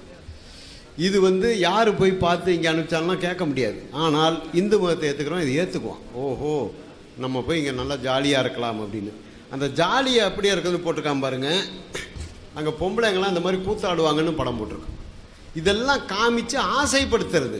நீ இந்த ஜென்மத்தில் இதெல்லாம் செஞ்சீன்னா நீ வந்து அங்கே யமலோகத்தில் சொர்க்கத்தில் போய் இந்த மாதிரி பொம்பளைங்களால கூத்தடிக்கலாம், ஜாலியாக இருக்கலாம் அப்படின்னு போடுறது. இது எப்போ இதை போட்டான்னு கேட்டிங்கன்னா என்னைக்கு அச்சு வந்ததோ, என்னைக்கு பிரிண்டிங் வந்ததோ அன்னைக்கு தான் செஞ்சான். அதுக்கு முன்னாடி வாய் வழியாகவும் காது வழியாகவும் தான் இருந்திருக்கும். இந்த வாய் வழியாகவும் காது வழியாக வரதான் நீங்கள் இடையில எதை வேணாலும் சுருக்கிக்கலாம், எதை வேணாலும் வெட்டிக்கலாம். இந்த படம் என்ன அந்த பிரம்மா போட்டதா, இந்த இவன் போட்டதா கிடையாது. அப்போது இப்போ ஒன்றும் இல்லைங்க, ஒரு எக்ஸ்ரே எடுக்கணும்னா டாக்டர்கிட்ட போகிறோம், எக்ஸ்ரே எடுக்கிறோம், நம்ம உள்ள இருக்கிற எலும்பு அதில் தெரியுது. நாளைக்கு ஒரு கண்ணாடி கூட ஈஸியாக அந்த அறிவியல் கண்டுபிடிச்சோன்னா அந்த கண்ணாடியை போட்டிங்கன்னா டாக்டர் அந்த கண்ணாடியை போட்டார்னா எக்ஸ்ரே எடுக்க வேணாம், வரலாம். அதை நீங்கள் தேடி பார்த்தீங்கன்னா குரானில் இருக்கும், மனிதனை ஊடுருவும் வல்லமை வரும்னு இருக்கும். இப்போ அதை பற்றி யாரும் பேச மாட்டாங்க, ஏன்னா இன்னும் அந்த சப்ஜெக்ட் வரல. ராமாயணத்தில் தேடி பார்த்தீங்கன்னா இருக்கும், பகவத்கீதையில் பார்த்தீங்கன்னா இருக்கும். ஆனால் என்னென்ன வரும்னு எங்கேயாவது போட்டிருக்காங்களா? எங்களுடைய கேள்வி அதுதான். சும்மா வந்ததை வச்சுக்கிட்டு இதில் போட்டிருக்குன்னு இன்னைக்கு இருக்கிற அறிவியல் வளர்ச்சி வரைக்கும் தான் சொல்கிறீங்க. நாளைக்கு பூமியில் 15 கிலோமீட்டர் கீழே போயிட்டான்னா அங்கே தேடி பார்த்தீங்கன்னா இன்னொரு பக்கம் இருக்கும், போக முடியாதுன்னு ஒரு பக்கம் இருக்கும். ஏன்னா இதில் சொல்லிருக்கான், அவங்க குரான்லேயே சொல்லியிருக்கான், வேத மரல பெற்றவரே நீ பைத்தியக்காரர் தாங்கிறான். ஒரு பக்கத்தில் யார் மக்கள் வந்து நபிகளை பார்த்து சொல்கிற மாதிரி. அடுத்த பக்கத்தில் என்ன சொல்கிறான், 21ஆம் பக்கத்தில்னா, நபியே நீ என்னால் உற்பத்தி செய்யப்பட்டவன், நீ பைத்தியக்காரர் இல்லைன்னு இறைவன் சொல்கிறதா இருக்கு. முன்னுக்கு பின் முரணாக தான் இருக்குது. இதுதான் நீங்கள் எதை தேடி பார்த்தீங்கன்னாலும் இது ஒரு கிளிஜோசி ஆட்ட மாதிரி 20 சீட்டை வச்சுக்கிட்டு இந்த கிளிஜோசியாக்காரன் 120 கோடி மக்களுக்கும் ஜோசியம் சொல்லுவான். நல்லா சிந்தனை பண்ணி பாருங்கள். ஒருவருடைய வாழ்க்கை இன்னொருக்கு அமையாது. அந்த கிளிஜோசியக்காரன் எத்தனை அட்டை வச்சுருக்கணும், 120 கோடி அட்டை வச்சுருந்தா தான் பொருந்தும். ராஜன் போய் ₹1 போட்டால் ராஜனுக்குள்ளது கரெக்டாக வரணும். ஆனால் வச்சுருக்கிறது ஒரு 30 அட்டையை வச்சுக்கிட்டு 120 கோடி மக்களில் யார் போய் ₹1 ₹10 ஏதாவது காசு போட்டிங்கன்னா அந்த கிளி உங்களுக்குள்ளே சீட்டு எடுத்து கொடுக்கும். அவன் சொல்கிறது வந்து சரியாக இருக்கும், எல்லாருக்கும் சரியாக இருக்கும். நான் இப்போ நாடி ஜோசியம் பார்க்க போனப்போ என் பேர் இஸ்மாயில் தான் சொன்னேன். அவன் உடனே சொன்னான், நீங்கள் போன ஜென்மத்தில் மெக்கா மதீனாவில் பிறந்தீங்க, ஐயாவுக்கு நேற்று என்னுடைய புத்தகம் கொடுத்துருக்கேன், அதில் வந்து நான் ஆவணம் ஆக்கியிருக்கேன். எதுக்காக?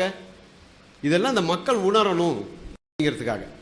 அப்போ மெக்கா மதீனாவில் பிறந்தீங்க, அங்கே ஒரு தவறு பண்ணிட்டீங்க, அதனால இந்தியாவில் பிறந்திருக்கீங்க, நீங்கள் 5 வேளை தொழுதீங்கன்னா திரும்ப நீங்கள் மெக்காவில் பிறப்பீங்கன்னா, நான் என் டிரைவிங் லைசன்ஸ் எடுத்து காமிச்சிட்டு வந்தேன். நான் இஸ்மாயில் கிடையாது, நான் ராஜன்னு சொல்லிட்டு அவன் ₹300 கேட்டான், லைசன்ஸை காமிச்சிட்டு வந்தேன். அப்போ நீங்கள் கொஞ்சம் மாற்றி சிந்தனை பண்ணி பாருங்கள். மாற்றம் ஒன்று தான் நிலையானது. அப்படியே ஏற்றுக்கிட்டதையே வண்டி சக்கர மாதிரி சுற்றிக்கிட்டு தான் சுற்றிக்கிட்டே இருக்க வேண்டாம். ஐயா சொன்னாங்க, தப்பு செய்யாமல் விலங்காக தான் இருக்கணும்னு. அது எனக்கு அடுத்த வாய்ப்பு கிடைக்கும்போது சொல்கிறேன். ஏன்னா இப்போ இன்னும் ஒரு 2 நிமிஷம் இருக்குது, சொல்ல முடியாது. இந்த மாதிரி தவறு செய்து ஒருத்தர் நம்ம அடிச்சுக்கிட்டு சாகிறதோட விலங்கு பரவாயில்லைங்கிறேன் நான். எந்த ஆடும் இன்னொரு ஆட்டை வந்து துப்பாக்கி எடுத்து சுட்டது கிடையாது. எந்த ஒரு மாடும் இன்னொரு மாட்டுக்கிட்ட போய் இப்போ சும்மா அந்த வைக்கலுக்கு வேணால் தலையாட்டும், 2 தரம் அடி பார்க்கும், அப்புறம் போயிடும். ஆனால் நாம் அப்படியா இருக்கோம், பார்க்கும்போதே எதிரியாக பார்க்குறோம், எப்படியாவது ஒழிச்சிடணும். யார் அவன் முஸ்லீமா அவனாடி, இவன் இந்துவா இவனாடி, அவன் யார் கிறிஸ்துவனா அவனுக்குன்னு அந்த நாட்டில் வேலை, இப்படி தானங்க இருக்கும். ஆனால் நம்ம எல்லாரும் மனிதர்கள்னு நம்ம சிந்திக்கிறோமா? எங்களுடைய நேயம் மனித நேயம். உங்களை நாங்கள் முஸ்லீமாக பார்க்க மாட்டோம், சகோதரனை தான் பார்ப்போம். ஒரு கிறிஸ்துவனை பார்த்தாலும் சகோதரனாக பார்ப்போம். எங்கள் ஆளுங்களையும் அதே தான். எங்களை பொறுத்தவரைக்கும் உங்களுக்கு எல்லாருக்கும் ஒரே மரியாதை தான், இதில் வித்தியாசமே கிடையாது. அதனால மனித நேயத்தை தான் வலியுறுத்தமே தவிர இதுக்கு இடையூறாக இருக்க அத்தனையுமே நாங்கள் வந்து தகர்த்து எரிஞ்சு தான் ஆகணும். அதில் இந்த ஏதாவது ஒரு புத்தகம் அன்னைக்கு அச்சடித்ததை வச்சு இதுதான் உண்மைன்னு சொல்லிட்டு இருந்தீங்கன்னா இன்னும் நீங்கள் அதுக்கு அடுத்தபடி சிந்திக்கலைங்கிறதான் உண்மையான காரணமாக இருக்குமே தவிர, திரும்பவும் முன்னாடி சொன்ன மாதிரி சொல்கிறேன், இப்போ நீங்கள் இதை ஏற்றுக்காதனால எங்களுக்கு எந்தவித பலனும் கிடையாது, இதை ஏற்றுக்கிட்டதுனால எங்களுக்கு எந்தவித நட்டமும் கிடையாது. என்ன இதனால இது வரைக்கும் பலன் கிடைச்சிங்க? யாராவது இதை ஏற்றுக்கிட்டேன், அதனால தான் நான் மகிழ்ச்சியாக இருக்கேன், எனக்கு வாழ்க்கையில் எந்த குறையுமே கிடையாது, எனக்கு சீக்கு வந்தது கிடையாது, நான் நினச்சதெல்லாம் இது வரைக்கும் நடந்துருச்சு, எந்த மதத்துக்காரங்களோ சொல்ல முடியுமா? சொல்ல முடியாது. சாதாரண மனிதனாக பிறந்து மனிதனாக வாழ்கிறீங்க, ஏதோ ஒரு இதை ஏற்றுக்கிட்டீங்க. இன்னும் சொல்லப்போனால் நீங்கள் யாரும் அரபு நாட்டிலேருந்து வந்த இஸ்லாமியர் கிடையாது. கஜினி முகமது வந்து முஸ்லீமாக ஆக்கப்பட்டவர்களாக இருக்கலாம், இந்த இந்து மதத்தில் இருக்க ஜாதி கொடுமையினால் மாறினவங்களாக இருக்கலாம். நன்றி. அன்புள்ள சகோதரர்களே, இது அறிவிப்பு டயத்தில் சேர்த்துறாதியா, அறிவிப்பு டயத்தில் கழிச்சிடாதியா, டைம் ரொம்ப பத்தாமல் இருக்குது. இப்போ என்னென்னா வந்து அவங்க நம்ம கேட்ட கேள்விகள் கேட்டோம், அவங்க ஒரு விளக்கம் சொல்லியிருக்கிறாங்க. ஆனால் அவங்க நிறைய கேள்வி கேட்டிருக்கிறாங்க. அது பதில் சொல்கிறதுக்கு நமக்கு 15 நிமிஷம் தான் அதுக்கு பத்தாது. அது கேட்டுக்கொண்ட அடிப்படையில் நமக்கு அரை மணி நேரம் கொடுத்துருக்காங்க. அது பெரிய நன்றி தெரிவிக்கணும். அரை மணி நேரமாக கொடுத்துட்டாங்க. என்ன எல்லாத்தையும் சொல்லணும்ல, ஒரு சபையில் வச்சுட்டோம்னு சொன்னால் அதுக்கு பதில் சொல்லி ஆகணும். அவங்களும் அந்த எண்ணத்தில் வந்தவங்க தான். நீங்கள் என்ன தான் உங்கள் ஆன்சர் என்று அறிந்து கொள்வதற்கு தான் வச்சுருக்கிறாங்க. அவங்க 15 நிமிஷம், அவங்க புதுவாதம், அது ஒன்று. ரெண்டாவது என்னென்னா, கவனிச்சுக்கிறங்க, நான் சொல்கிற சரியானு பார்த்துக்கிறேங்க, சரிதானே, ஓகே தானே. இன்னொரு விஷயம் என்னென்னு கேட்டால், பொதுவாக விவாதங்களில் கடைப்பிடிக்கிற ஒரு ஒழுங்கு என்னென்னா, இறுதி உரை 2 பேரும் பண்ணுறோம்ல, அதில் புதுசாக ஒன்றும் எடுத்து வைக்கக்கூடாது. ஏன்னா அவன் அடுத்தவங்களுக்கு பதில் சொல்கிறதுக்கு ஒன்றுமே இருக்காது. நாங்கள் லிஸ்ட்லாம் வச்சுருக்கோம், நாங்கள் வைக்க முடியாது. கேட்டதுக்கு பதில் விட்டுருக்கு பார்த்தீங்களா, அதுதான் சொல்லணும். புதுவாதம் வச்சோம்னு சொன்னால் நீங்கள் கடைசி உரையில் வைக்கக்கூடிய வாதத்துக்கு நான் எப்படி பதில் சொல்கிறது, அது மாதிரி வந்துடும். அது எந்த விவாதங்கள்லாம் என்ன செய்கிற முறைன்னு கேட்டால், லாஸ்ட்டாக 2 பேரும் பண்ணக்கூடியது தொகுப்புரையாக விடுபட்டதுகளுக்கெல்லாம் பதில் சொல்லக்கூடியதாக அமையணும். அதனால் நாங்கள் எங்களுக்கு தந்த இந்த டயத்தை வந்து புதுசாக எதுவும் எடுத்து வைக்க மாட்டோம். இது வரைக்கும் சொன்னதை தொகுத்து விளக்கி இன்னென்ன இடத்துல நீங்கள் சரியாக சொல்லலாமோ அதுக்கு என்னென்னதுக்கு எங்கள் பதிலை சொல்லுவோம்னு சொல்லுவோம். அதே மாதிரி உங்கள் சைட்லேயும் அந்த 15 நிமிஷத்தில் புதுசாக ஒரு பாயிண்டை வைக்கக்கூடாது. அந்த சொன்னதுகளை என்ன செய்யலாம், ரிப்பீட் பண்ணி விளக்கி 2 தடவை நடந்துக்கிட்டோம்னு சொன்னால் தான் இதுக்கு ஒரு ஓரளவுக்கு தெளிவு கிடைக்கும். புதுசாக ஒரு கேள்வியை, ஒரு இஸ்லாத்தில் பற்றி ஒரு கேள்வி நீங்கள் கேட்டீங்கன்னு வைங்க, அதுக்கு நான் ஆன்சர் பண்ணாமல் வாய்ப்பே எனக்கு இருக்காது, நான் ஆன்சர் பண்ணலேன்னு இருக்காடாகக்கூடாது. இதை நாங்கள் பேசி முடிவு செஞ்சுக்கிட்டோம். இப்போ எங்களுக்கு அரை மணி நேரம் அவங்க சிறப்பாக விட்டு தந்திருக்கிறாங்க, நிறைய விட்டு தந்திருக்கிறீங்க, ரொம்ப நாங்கள் நன்றி தெரிவிக்கிறோம். அது என்ன பதில் வேணுங்கிறதுக்காக வேண்டி மற்ற விவாதங்கள் நடக்கிற மாதிரி வரட்டுப்படி வாதம்லாம் இல்லாமல் அது பெருந்தன்மையாக செஞ்சதுக்கு நாங்கள் நன்றி. இப்போ நம்ம ஆரம்பிக்கிறோம். எங்களுக்கு அரை மணி நேரம், அவங்க 1/4 மணி நேரம், அது முடிஞ்சு போயிடும். சரி, அன்பிற்குரிய சகோதரர்களே, இதை நல்லா கவனிங்க. இது வரைக்கும் சொன்னதை நான் தொகுத்து உங்களுக்கு சொல்கிறேன். வெற்றிவேந்தன் சார் உள்பட எல்லாரும் உன்னிப்பாக நீங்கள் கவனிக்கணும். அதாவது நாங்கள் என்ன சொன்னோம் என்கிற எந்த இடத்துல இந்த பாயிண்ட் அவுட் பண்ணுறோமோ அதை நீங்கள் கவனிக்காமலே வாதம் பண்ணுறீங்க. இப்போ நம்ம லாஸ்ட்டாக என்ன சொன்னாங்கன்னு கேட்டால், வானத்தை முகடாக ஆக்கியிருக்கிறோன்னு ஒரு வசனத்தை சொன்னோம். நீங்கள் அது என்ன அடிப்படையில் சொன்னோங்கிறதே நீங்கள் கண்டுக்கிறாம, வானத்துலேருந்து மழை பெய்கிறது தெரியாதான்னு மழையை பற்றி எனக்கு சொல்லப்படுது. மழையை ஆதாரமாக நாங்கள் சொல்லவே இல்லை.